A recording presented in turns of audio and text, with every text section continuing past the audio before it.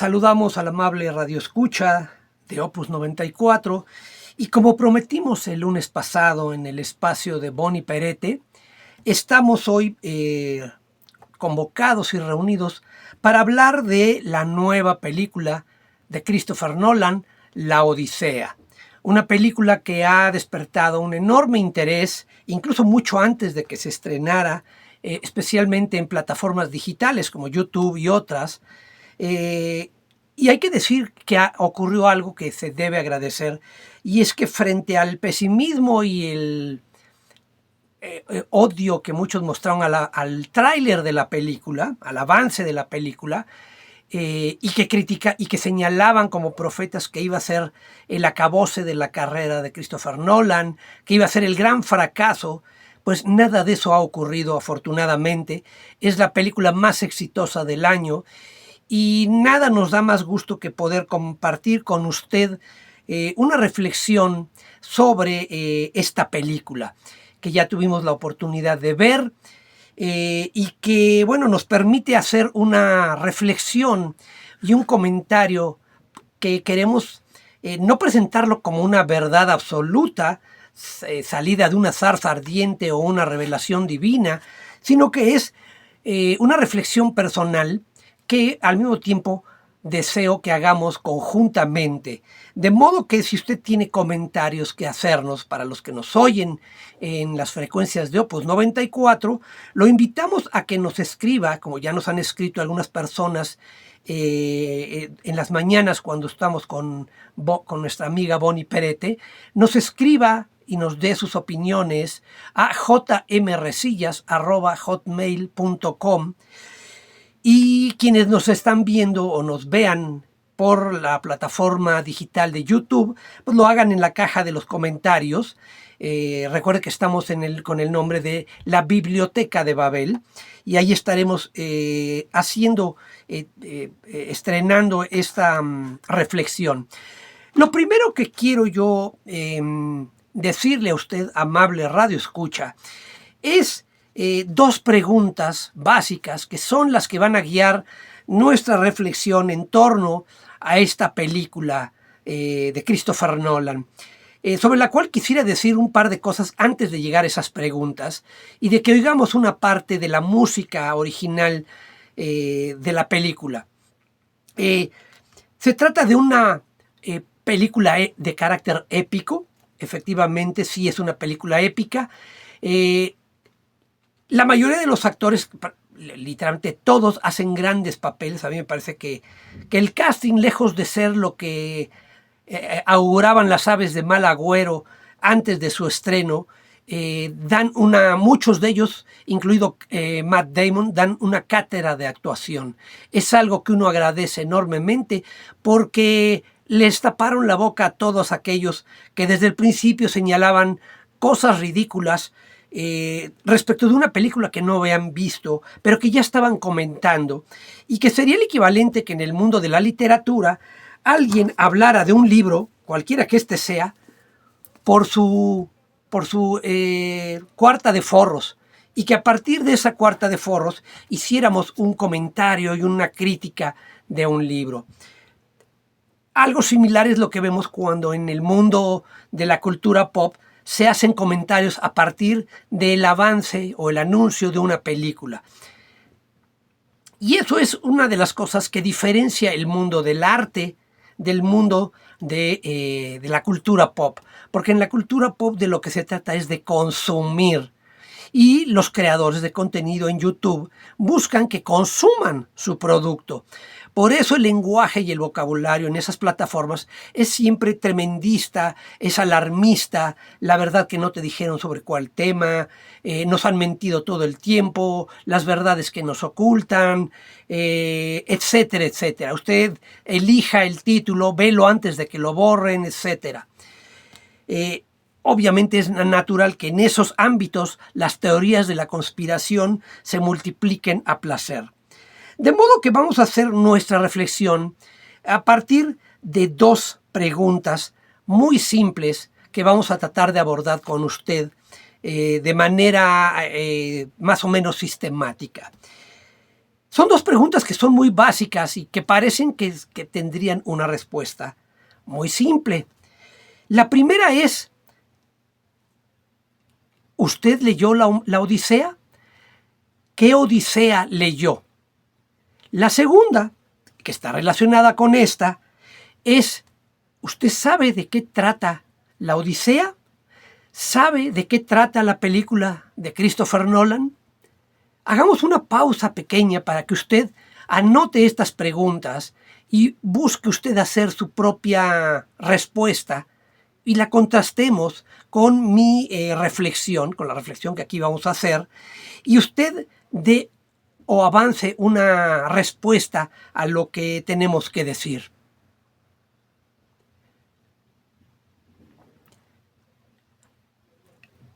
Una vez hechas las dos preguntas, vayamos por partes literalmente. Si usted, una de las críticas que se le han hecho a la película desde antes de que se estrenara y una vez estrenada también, es sobre su fidelidad al material de origen. Más de un crítico de banqueta ha dicho y han señalado discordancias con respecto a la fuente original del texto. Muchos hablan de esta versión de Christopher Nolan como si quienes la comentan fueran expertos en la Odisea, como si la leyeran todas las semanas y tuvieran el texto enfrente de ellos a la memoria. Lo primero que hay que decir es que muchos de los comentarios, sin importar quién los haya hecho, se ve que tienen lo que se suele llamar sesgos cognitivos. Estos sesgos tienen que ver con quién está haciendo el comentario y desde dónde lo está haciendo. La mayoría de los comentarios se han dado en su gran inmensa mayoría desde el punto de vista de lo social o lo político. Por ejemplo, aquí en México, en redes sociales, Kira Galván, una amiga, poeta, de una trayectoria de más de 40 años, hizo un comentario sobre la película y pues el tema de ella ha sido siempre el feminismo, el lugar de las mujeres en la sociedad y en los espacios públicos. Y su comentario, por supuesto, era respecto a cómo Nolan presentaba a las mujeres y la forma en que, de acuerdo a su perspectiva, eran, digamos, presentadas de manera o muy superficial o no como en el texto homérico. Y hacía una serie de observaciones muy pertinentes y muy específicas respecto a cómo eran presentadas algunas de estas personajes femeninos. Como ella, había otros amigos y colegas que han hablado sobre la Odisea. Algún amigo me decía, Gerardo de Jesús Monroy, un poeta y ensayista nacido en Monterrey, Nuevo León, pero que vive en la actualidad en Torreón, me hizo una serie de observaciones sobre la película y usted mismo, que probablemente ya la vio, podría hacerme también los suyos, respecto al hecho de que a él le habría gustado que hubiera una película que pudiera retratarnos el mundo de los dioses de una manera creíble. Y él se preguntaba si eso era posible y respondía un poco de manera proféticamente que de acuerdo a cómo funcionan hoy los estudios eso sería imposible. Yo diría que sería imposible no tanto por los estudios, sino por la mentalidad que tenemos todos hoy en día, incluyéndolo a él y a mí y a la propia Kira y a todos los demás. Porque lo cierto es que la película de Christopher Nolan, como el propio poema de Homero, no es un documento etnográfico preciso. Ni Homero intentó hacer un retrato de la sociedad griega de su época, ni Nolan trata de hacer uno de la nuestra, ni tampoco de la de aquella. De hecho, justamente cuando hablamos de la lectura de los textos, salvo unos cuantos eruditos en México y probablemente en América Latina y en el continente o en el mundo, que no deben de ser, pues, ¿qué? Más de 100, 200 eruditos que pueden asomarse al texto homérico directamente en el griego en que fue escrito o que fue transcrito. El asunto con justamente en lo que se refiere al texto homérico es que lo que todos los lectores tenemos a nuestro alcance son traducciones. Y desde que se inventó en 1444 la imprenta por Gutenberg, pues la cantidad de traducciones y de versiones que se han hecho de la Odisea y de la Ilíada, y no menos que de los poemas de Virgilio y de tantos otros textos de la antigüedad, Propercio, Plauto, etcétera, etcétera. Solo unos cuantos pueden tener el privilegio de asomarse a esos textos en la lengua o en el idioma o en los caracteres en que fueron escritos, como nuestra amiga Verónica Volkov, que es una de las pocas que puede leer a Virgilio en su lengua original y puede hacer a un lado cualquier traducción sin que le interesen ya lo que digan las traducciones, porque ella puede leer los textos directamente del latín, y casi muchos de sus poemas recientes más o menos, todos tienen epígrafes de Virgilio que aparecen en los poemas y ella los lee tal cual en latín. Y bueno, el lector pues que se haga bolas, que él busque la manera de cómo entender el texto, que además de ser un epígrafe es también una guía, no tanto hacia el poema, sino del diálogo que ella establece con Virgilio. Pero para los que no tienen esa fortuna, o no tenemos, que es la inmensa mayoría de los lectores de Homero, no nos queda otro remedio que acudir a las traducciones disponibles que hay en el mercado. Obviamente, en el caso de la película de Christopher Nolan, nos enfrentamos a otra cuestión también que es importante, porque una película siempre va a ser también, a su vez, una traducción, que en el caso de la Odisea o de cualquier texto latino o griego que nos pueda servir de fuente, como Jasón y los Argonautas, tiene que traducirse ya no del texto griego, sino de una versión que exista legible en ese idioma. En el caso de Christopher Nolan y de aquella película de Jasón y los Argonautas de los años 80, los guionistas y el director de cine tienen que acudir a traducciones hechas en inglés, en este caso porque los directores son ingleses. No sé si habrá hecho alguna vez una versión mexicana de la Ilíada o la Odisea, pero en caso de que lo hubiera, ningún guionista va a acudir al texto en griego o en latín o en la lengua que sea, sino que tiene que acudir a una versión que pueda ser legible para él, que tiene que estar en español, y a partir de allí hacer una traducción a un lenguaje que no es el original. El lenguaje del texto que leemos normalmente es un texto traducido al español. Y es un texto que fue pensado por los traductores que conocemos, las lecturas que tenemos, fueron pensados para ser leídos en español. Y generalmente fueron pensados para ser leídos como se lee cualquier texto en español, que es en silencio, en la casa o en una biblioteca o en algún patio o jardín. No están pensados para ser recitados en voz alta. Y ahí ya hay una gran diferencia entre las distintas fuentes que tenemos a nuestro alcance. De modo que Nolan acude a una traducción más o menos reciente de hace algunos pocos años, hecha por una profesora universitaria. Es una traducción que no conozco, pero aunque la conociera no tendría mucho sentido comentarla, porque finalmente la versión de Christopher Nolan es a su vez una traducción, pero es una traducción que tiene que ser trasladada a un universo cultural, a un lenguaje completamente nuevo, que no es ni el oral ni el escrito, sino el visual.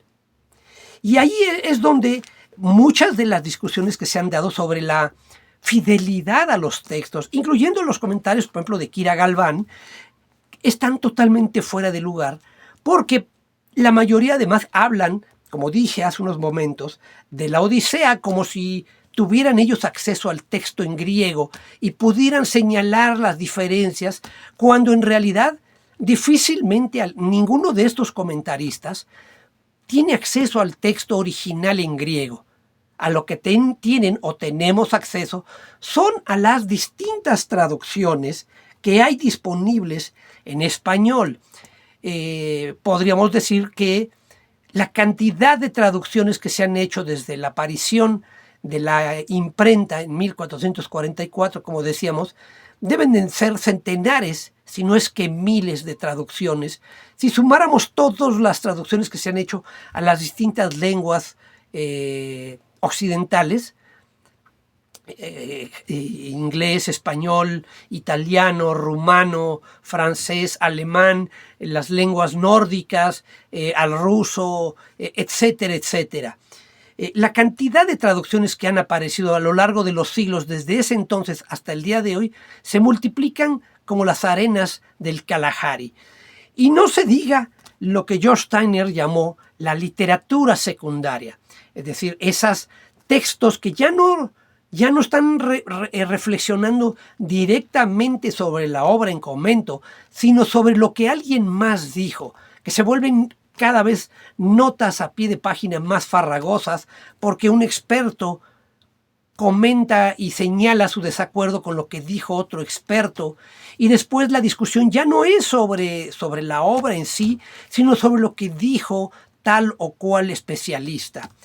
Esa todavía es una bibliografía todavía muchísimo más abundante, y es la que muchas veces mueve a la academia en términos formales.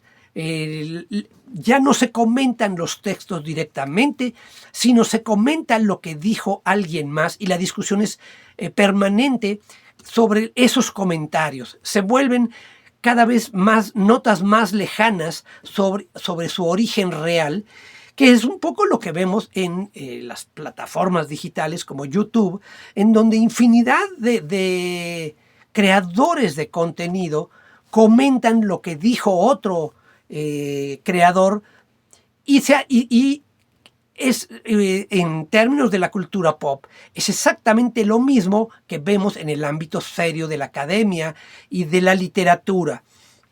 Por supuesto, el problema que nos ofrece una lectura simple de la Odisea, y usted ya entenderá en este momento el por qué le pregunté al principio no solo si había leído la Odisea, sino qué Odisea había usted leído, plantea un problema adicional, porque para el 99% de los lectores no hay ningún problema con la Odisea. Va a una librería, pregunta por una edición, y lo más probable es que la mayoría compren la famosa traducción de Luis Segalay Estaleya, que está en Porrúa, en la colección Sepan Cuántos, pero que fue originalmente publicada por la UNAM, por lo menos en México, en 1921, y que es la edición que reproduce Editorial Hus en México, que contiene las dos grandes obras de Homero, que son la Ilíada y la Odisea, que contiene la famosa y célebre traducción en prosa de Luis Segalay Estaleya, que fue miembro de la Real Academia Española de la Lengua, y que en esta edición de Hus tiene un prólogo, un estudio introductorio que abarca más de la mitad del libro completo. Es decir, estamos hablando de una edición que tiene más de 300 páginas de estudio introductorio, y el libro consta de 540 y tantas páginas. Es decir, que el estudio introductorio abarca un mayor espacio que los dos libros incluidos en esta edición. Esta es la traducción que probablemente la mayoría ha leído, y seguramente muchas de las traducciones que hay circulando por ahí en ediciones comerciales, es muy probable que no provengan de traducciones fieles a la lengua, es decir, a los caracteres griegos en que fue impreso el libro, sino que sean traducciones hechas a partir de otras traducciones, adaptaciones de traducciones ya hechas en otras lenguas, y que, bueno, implican cambios bastante significativos en cuanto a la forma en que son traducidas, porque muchas de esas traducciones son en prosa, y la traducción en prosa siempre es más fácil, más sencilla que una traducción en verso. En verso tenemos algunas traducciones notables. Tenemos la Odisea traducida directa del griego por Federico Baráibar y Zumárraga, que fue una traducción en decasílabos blancos, publicada por Editorial Sopén Argentina, que yo tengo la edición de 1951. Yo supongo que todavía deben haber ediciones más modernas. Yo tengo una edición en rústica, ya que se está desbaratando. Tal vez algún día tenga que comprar una nueva edición. Pero solo para que usted se dé cuenta de la diferencia de cómo suena, le voy a leer apenas el inicio, el breve inicio del primer libro de esta traducción, que alguna vez se la comenté y se la mostré a Rubén Bonifaz Nuño. Dice así: dime, oh musa del héroe ingenioso, que después de arrasar la sacra Troya, anduvo tanto tiempo peregrino, viendo muchas ciudades y costumbres sin cuento conociendo. Grandes penas sufrió en el mar su alma, procurando la propia salvación, y de su gente la deseada vuelta. Pero inútil fue su afán, porque víctimas de necia codicia, sus amados compañeros perecieron al fin. Es muy distinto al inicio de la versión de Luis Segalay Estaleya, que es una de las traducciones más célebres y más conocidas, por supuesto, que dice así: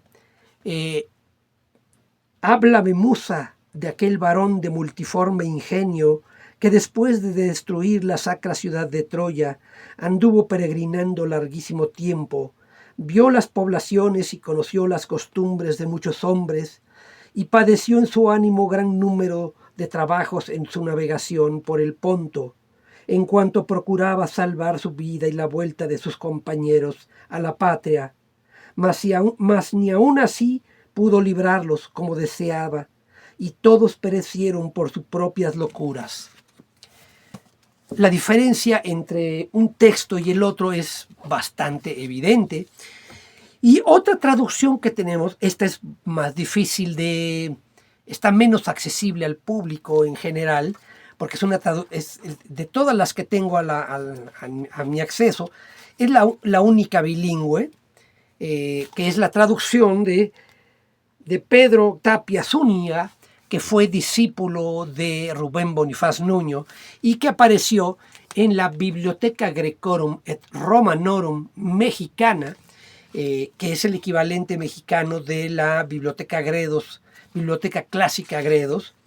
Y dice así en esta traducción, la misma parte que hemos leído con usted: del varón muy versátil cuéntame, musa, el que mucho vagó después de saquear el sagrado castillo de Troya.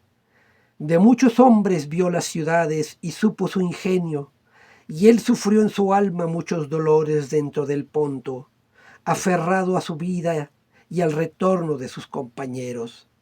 Mas ni así salvó a sus compañeros, aunque eso deseaba, pues perecieron a causa de sus propias locuras, necios. es un principio bastante distinto. Y la otra versión que tengo es la de la Biblioteca Gredos, justamente.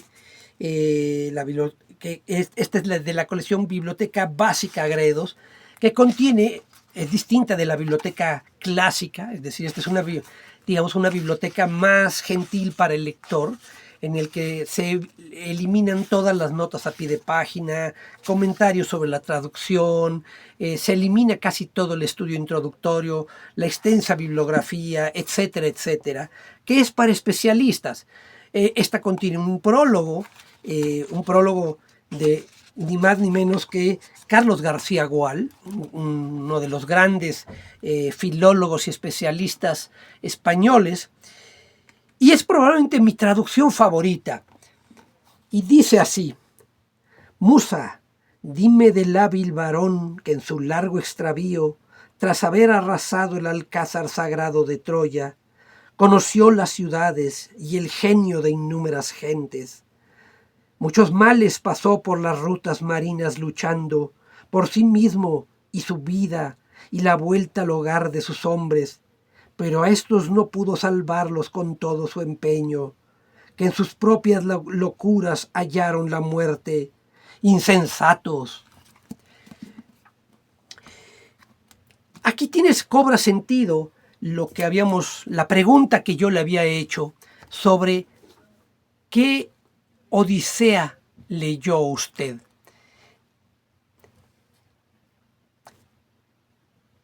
Vemos que esta pregunta adquiere sentido cuando les leo a usted estos 4 distintos formas de interpretar y de trasladar a nuestra lengua, al español, lo que dice el texto en griego, para el cual, pues obviamente, la inmensa mayoría, incluyéndome, estamos incapacitados de su lectura, aunque traiga ahí, como vimos, como se puede ver, el texto de manera bilingüe, que pues de alguna manera ya implica un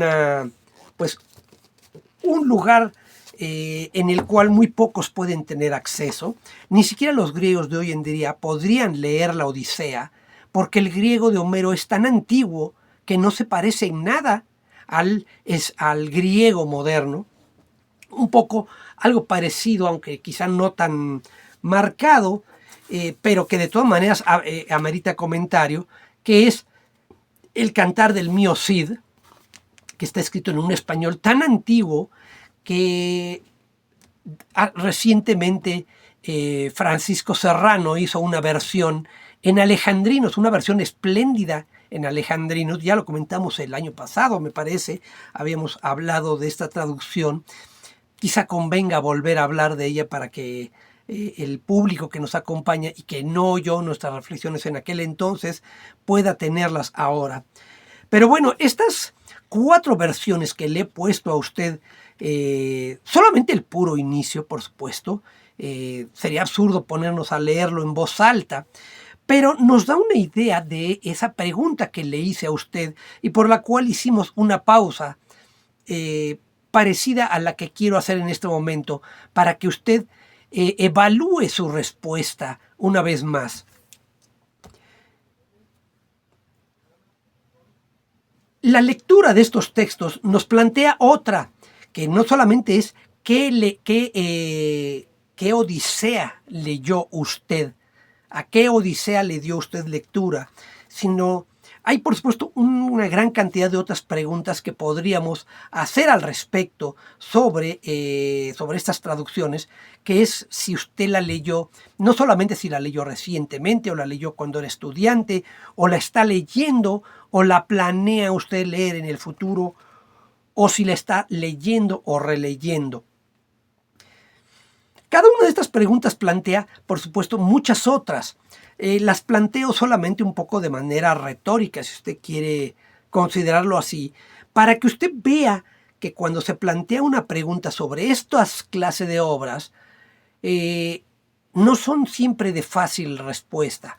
La respuesta no siempre va a ser la que esperamos o la que pensábamos que íbamos a dar, la que usted probablemente se dio o anotó en la caja de comentarios o nos envió por correo electrónico respecto a la pregunta que yo le hice, que fue: ¿qué Odisea leyó usted? Y eso implica pues entender qué significa lo que se está preguntando. Por otro lado está también el hecho, si esa pregunta es pertinente y cada quien debe responderla a su manera, también está otro hecho, que es no solo qué Odisea leyó usted, no solo se refiere a la traducción específicamente, sino justamente como lo dice la pregunta: ¿qué Odisea leyó usted? Es decir, está el texto, pero cuando usted lo lee, usted tiene que interpretar ese texto para darle sentido, para que en su cabeza, en su memoria de lector, cobre sentido y cobre vida el texto, porque la Odisea no es el texto nada más, no es el texto impreso en papel, traducido por quien sea, sino que para que adquiera sentido tiene que pasar por la lectura de un individuo, usted que está leyéndolo, y esa lectura implica una interpretación adicional a las decisiones que tomó el traductor en principio y de las cuales pues nosotros, al no saber griego, el griego de Homero o de la época en que se supone que Homero escribió estos textos, somos ajenos a esos textos y por lo tanto no podemos cuestionar absolutamente nada de la traducción, porque no podemos leer ese texto. Si se trata de un texto moderno, ahí podemos hacer un cuestionamiento si tenemos conocimientos de la lengua original. De modo que, como usted verá, estas preguntas que en principio parecen simples, sencillas, de repente adquieren una complejidad mucho mayor de la que podríamos haber pensado inicialmente. Pensemos, por ejemplo, en la pregunta que le hice, la segunda pregunta, que es: ¿qué Odisea leyó usted? Y esta se relaciona con una pregunta adicional que hicimos, que sería, digamos, no la segunda, sino la tercera. Y es: ¿de qué trata la Odisea? Usted la leyó probablemente hace 30, 40 años, no sé qué edad tenga usted que me oye o que me ve. A lo mejor usted es más joven que yo y la leyó hace 15 días, hace un mes, hace un par de años, no lo sé. Pero cuando le pregunto a usted de qué trata la Odisea, es relativamente, aparentemente, fácil responder a la pregunta. Porque, por supuesto, la Odisea no solamente es el libro fundacional de Occidente, el poema épico por excelencia junto con la Ilíada, no menos que la Eneida de Virgilio, la otra gran obra maestra de la antigüedad, que son libros extensos, complejos, difíciles, que requieren de toda nuestra atención. Pero la Odisea en particular es la que crea la imagen que todos tenemos de lo que es un héroe, el viaje del héroe.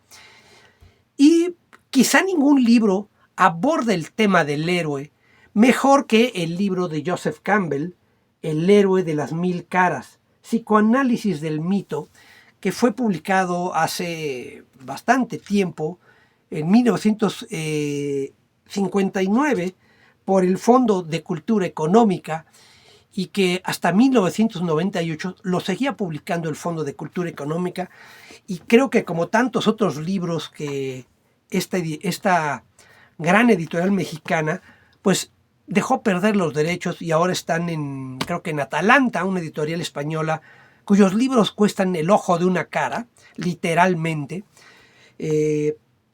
Así se las gastan nuestros directores editoriales de estas grandes casas editoras.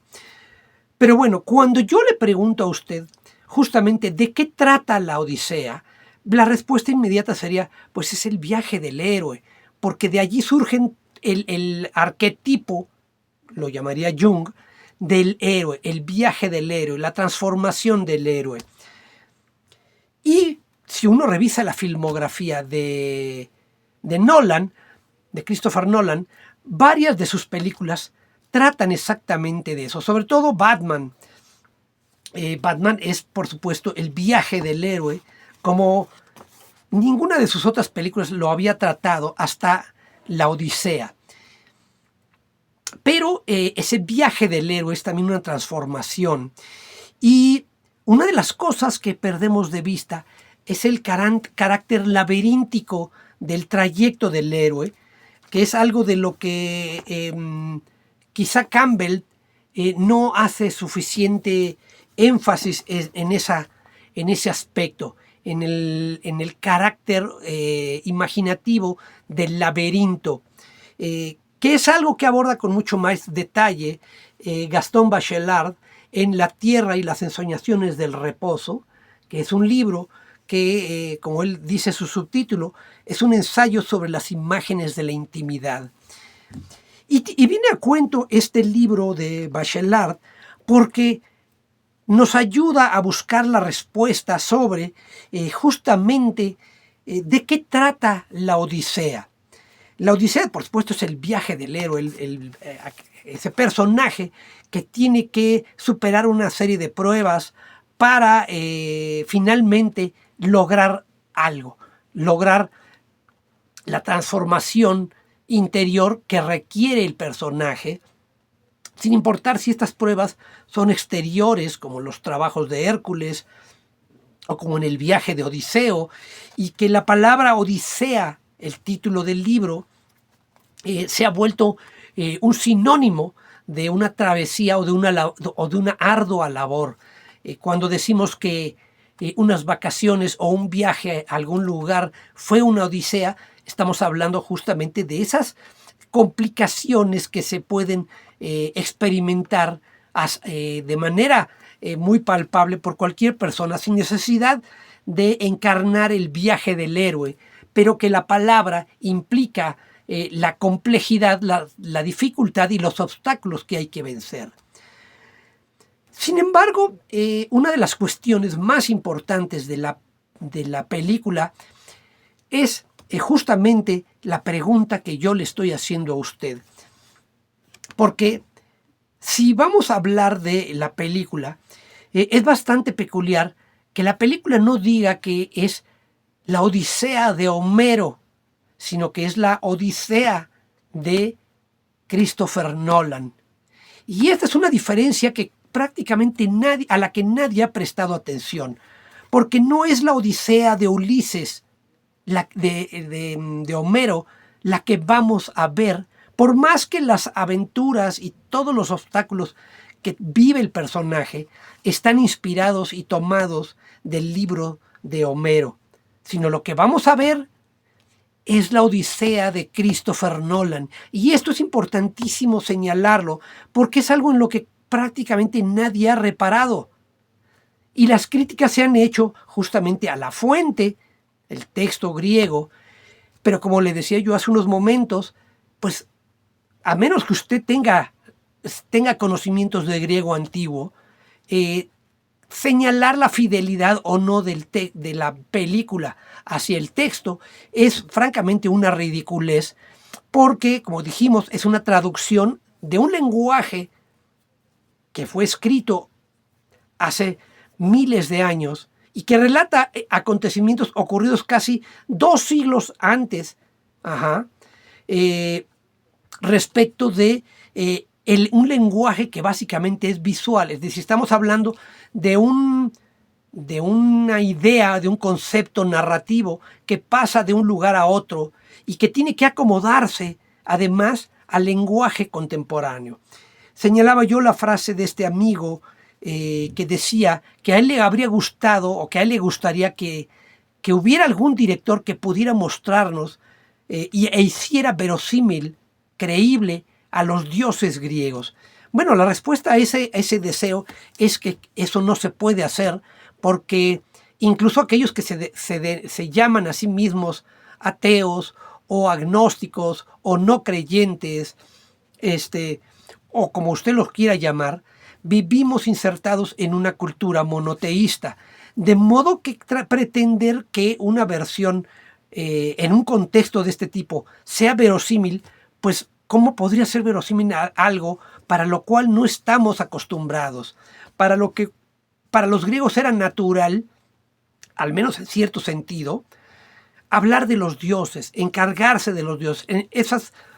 Digamos que esas creencias han sobrevivido lingüísticamente cuando la gente se refiere a que los dioses nos den fortuna, etc. Pero el hecho de que nuestra mentalidad haya sido permeada y formulada y enmarcada en una tradición monoteísta nos hace imposible que sea verosímil la aparición de un mundo politeísta. Difícilmente lo podemos entender y mucho menos difícilmente lo podemos vivenciar. Una de las pocas series que lo ha hecho con bastante fortuna fue aquella serie, creo que fue de HBO, que se llamaba Roma, que tuvo 2 temporadas, me parece, y que en su momento yo la vi, y que me pareció muy notable el hecho de que hablaran y los personajes se condujeran efectivamente como un pueblo politeísta. Todo su lenguaje y las cosas que hacían y que decían cuadraba perfectamente con una visión politeísta y no con una monoteísta. Nunca hablaban de un solo dios, siempre hablaban de distintos dioses, de distintas deidades, etcétera. Se encomendaban a esas musas y a esos dioses. Y era una reconstrucción bastante fiel y muy verosímil de cómo pudo haber sido la Roma, a diferencia de las construcciones hollywoodenses que hemos visto desde Cleopatra, la propia Ulises de Kirk Douglas de los años 50, en donde pues la idea del hombre contemporáneo está siempre presente. Y también lo está en la de Christopher Nolan, como cuando en un par de pasajes estos griegos que están discutiendo sobre si va a regresar o no Ulises al templo, a la ciudad de Ítaca, el propio hijo de Ulises, Telémaco, se refieren a ellos mismos como una civilización, es decir, hablan como si fueran hombres del siglo XX. Cuando es muy probable que para ellos ni siquiera existiera la palabra civilización, por ejemplo. Y esa concepción aparece un par de veces, o 3 me parece, en la película. Lo cual no le quita mérito en ningún sentido a la película. Pero aquí llegamos al punto al que yo deseaba arribar para que usted, si me ha seguido, se pregunte cuando dije ¿de qué trata la película de Christopher Nolan? Ya le adelanté un poco la respuesta cuando le dije que estamos hablando de la Odisea de Christopher Nolan. No la Odisea de Homero, no la Odisea traducida por quien usted guste y mande. No, estamos hablando de la Odisea de Christopher Nolan y eso ya marca una diferencia abismal porque pocas veces normalmente decimos que una película es de Martin Scorsese, de Francis Ford Coppola, de quien usted guste y mande. Pero pocas veces decir es la Odisea de Christopher Nolan puede pesar tanto en la valoración de una obra. Porque entonces estamos hablando de algo radicalmente distinto a lo que han hablado todos los demás críticos de cine, cuya reflexión es siempre con respecto al texto de Homero, el texto que tenemos y que conocemos desde hace siglos. Ajá. Porque entonces la pregunta es, ¿cómo vamos a ver? ¿Cómo vio usted la película? La primera pregunta que yo le hice es, no solo qué Odisea leyó usted, sino al ver la película también, ¿qué Odisea está usted leyendo? ¿Está usted leyendo la Odisea que le han dicho los críticos de cine o los comentaristas en YouTube? ¿O está viendo usted una Odisea consciente de que lo que va a ver no es la Odisea de Homero? Y señalo este punto porque me parece que es fundamental para ya el cierre de esta emisión. Y es que hay un pasaje que prácticamente todos los críticos pasaron por alto en la película. Han criticado si los personajes son o no woke, algunos cambios, adiciones, el hecho de que no aparezcan todos los dioses, etcétera, etcétera. Todo eso me parece que puede servir como punto de inicio para una discusión más amplia, etcétera, etcétera. Pero el asunto al que prácticamente nadie prestó atención, salvo cuando se hablaba del casting de quienes iban a aparecer en la película, fue el primer personaje que aparece en pantalla, que no es Ulises, no es Telémaco, no es Penélope, es un Aedo. Y un Aedo es aquel que recita el poema, de lo cual ya de alguna manera, para mí me parece que es uno de los puntos más importantes de la película y que la diferencia de cualquier otra producción que haya tenido como origen la Odisea de Homero. Porque lo que vamos a ver es justamente a ese Aedo. Nolan elige como para encarnarlo a un rapero, un hip hopero, no sé bien quién sea. Por ahí vi en algún video que mencionaban, pero yo no tengo ni idea quién sea. Pero bueno, es un cantante popular, que es lo que eran los Aedos, justamente.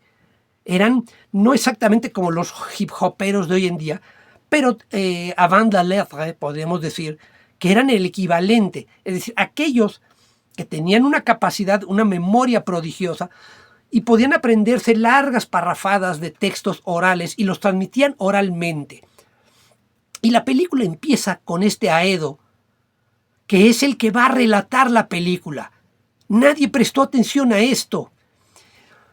Y después de que pasan todas las aventuras de Ulises, al final, cuando Telémaco asume el poder de Ítaca y Ulises se aleja de Ítaca, tiene un diálogo final con Penélope, que es una invención, por supuesto, de Christopher Nolan. Y Ulises le dice, se van ellos dos en un navío, y la pregunta que se hacen está implícita. Le dice Ulises que lo que va a quedar de ellos es la poesía. No los templos, no los edificios, la poesía. Es casi como si fuera un guiño a Hölderlin, cuya mirada estaba fijamente obsesionada con la Grecia antigua, como la de los románticos en general. Pero entonces vemos de qué trata la película en realidad si uno ve el largo arco argumental de la película, la estructura, cómo empieza y cómo termina. Y eso es de lo que trata la película. Es un elogio, no del viaje del héroe como todos creen, es un elogio de la poesía, de esto que nos convoca cada semana en este espacio. Eso es de lo que trata la Odisea de Nolan. ¿Es una obra maestra o no lo es? Usted decídalo. Creo que sí es una película extraordinaria que tiene usted que ver, que no se puede usted perder, que tiene que verla en pantalla grande, en el cine, porque eso es lo que Nolan quiere. Porque es como si alguien le dijera, léete la Odisea, pero te mando el PDF. No, lo que alguien como yo le diría es, compra el libro en papel y léelo. Ten la experiencia de pasar sus hojas, de subrayarlo, de marcarlo. Nolan quiere que hagamos eso, que vayamos al cine y tengamos esa experiencia. Pero su película básicamente es un elogio y una celebración de la palabra poética. Y creo que en ese sentido es una película revolucionaria, porque hoy en día ningún director de cine se atrevería a decir algo con la contundencia que lo hace Nolan en su película. Hasta aquí llegamos hoy en nuestra emisión. Recuerde que si quiere hacernos llegar sus comentarios, sus reflexiones, su crítica, hágalo a jmresillas@hotmail.com o si nos está viendo en YouTube, en la Biblioteca de Babel. Por hoy, muchas gracias y nos escuchamos la próxima semana.